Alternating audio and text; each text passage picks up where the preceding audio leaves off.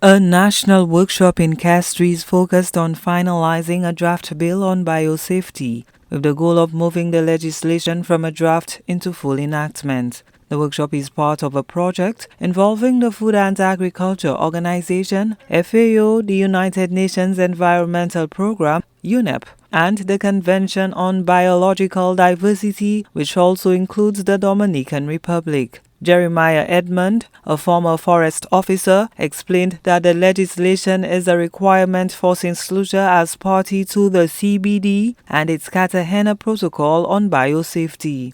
He highlighted that the bill would allow the nation to track the movement of living modified organisms, LMOs, into and out of the country. Now, in terms of biosafety, it looks at the movement of living modified organisms into your country and out of your country. So you need to have a system to actually track what comes in and what goes out. Now, the implications is that it could have serious impacts in terms of if you intentionally release something into the environment, which could have negative impacts on the environment, which could affect your agricultural sector.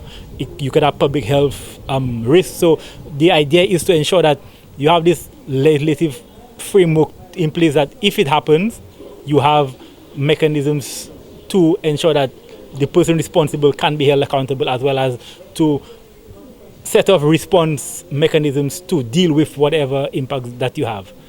Edmond noted that a key provision in the draft bill is the creation of a set of national competent authorities. These authorities would be responsible for issuing licenses and permits and conducting inspections. The legislation also includes provisions for labeling products, a move Edmond believes will benefit consumers who are increasingly health conscious and want to know what they are eating.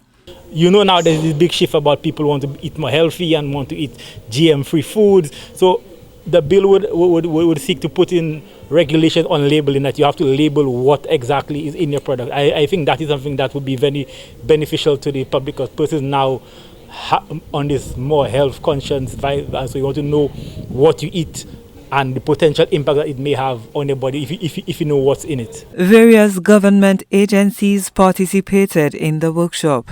These agencies already work with existing regulations related to living materials, such as phytosanitary certifications for imported animals and plants. So at this workshop, you mainly have government agencies who deal with biosafety. So you have the Ministry of Agriculture, you have Department of Sustainable Development, you have, I think, SAFA, you have Customs. So most of them are government agencies or sectors in which biosafety would come to the fore, or they're already doing some aspects of it. For example, with Ministry of Agriculture, they already issue permits, phytosanitary certifications on things leaving the country, and if you have to import stuff, you need a certificate, like if you bring in animals.